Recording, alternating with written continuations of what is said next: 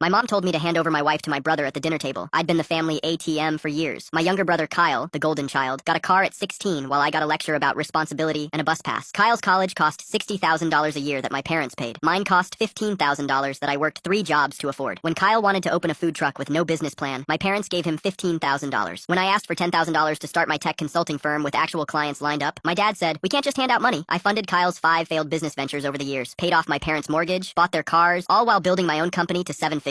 My wife Ashley and I had been married 10 years. We'd been trying for a baby for 3 years with no success. My mom would ask at every dinner, "Still no news? You're not getting any younger." Meanwhile, Kyle would joke about being too fertile. Ashley would excuse herself to cry in the bathroom. About 6 months ago, Ashley seemed happier, less stressed. I thought she'd finally accepted we might not have kids. She was spending more time at the gym, getting her nails done, smiling at her phone. I was relieved. Then came Sunday dinner at my parents' house. Mom made pot roast. Nothing unusual, except Ashley sat next to Kyle instead of me, and Mom had this satisfied smile that made my stomach turn. "Nathan, sit down," Mom said, gesturing to the chair across from them. "We need to talk about your marriage." I sat. That's when I noticed Ashley's hand drifting protectively to her stomach. "Your brother and Ashley are in love," Mom announced, slicing her pot roast like she was discussing the weather. "She's 4 months pregnant with Kyle's baby. They want to be together, and we think you should step aside gracefully." I actually laughed. One of those shocked, disbelieving laughs. "Kyle needs stability," Mom continued. "This baby is my grandchild. You're a career man. You can survive on your own. I'm your flesh and blood too," I said, my voice rising. "But the marriage is over, isn't it?" My dad finally spoke. "Kyle makes her happy. Just look at them." Kyle had his arm around Ashley now. She was leaning into him, her hand on that bump I hadn't noticed. "We need to discuss logistics," Mom said. "Kyle needs that house. It's in a great school district close to us. You have that downtown condo. Just move there. Don't be greedy." Greedy. I'd paid off their mortgage, funded Kyle's every failure, paid for Ashley's graduate degree. "If you walk out," Kyle said smugly, "you're proving why Ashley left you." I walked out, drove home in a blur, started searching through Ashley's things. In her nightstand, a charm bracelet I didn't buy. In her laptop, emails with Kyle going back 14 months. Subject lines like, "Can't wait to see you," and "Last night was amazing." They'd first hooked up at my parents' anniversary party while I was there, completely oblivious. I called my lawyer. By Monday morning, I'd filed for divorce, citing adultery. By noon, I'd frozen all joint accounts. By 2 p.m., I'd changed every lock on my house. That night, Ashley and Kyle showed up, trying keys that no longer worked. I called the police for trespassing. 2 patrol cars arrived within 10 minutes, but it got better. My forensic accountant discovered Ashley had been siphoning money from our joint account for over a year. $40,000 transferred to an account jointly owned with Kyle. Kyle had used my social security number to apply for business loans totaling $90,000. Both defaulted when his businesses failed. "This isn't just infidelity," my lawyer said. "This is systematic fraud. We're talking criminal charges." The divorce proceedings were brutal. Ashley's lawyer tried to argue she deserved half of everything. The judge disagreed. "You engaged in an affair with your husband's brother and became pregnant. These facts are absolutely relevant." 3 months later, Ashley got nothing. No alimony, no property settlement. She was ordered to pay back the fraudulent credit card debt. Kyle was ordered to pay child support. I pressed charges for the identity theft. Kyle got convicted, received 2 years probation. They got married and moved into my parents' house because neither could afford rent. My dad had to go back to work at 67 to support them. My mom complained constantly about Ashley leaving dirty diapers everywhere. 6 months later, the nuclear bomb dropped. DNA test proved the baby wasn't Kyle's either. Ashley had cheated on him with her personal trainer.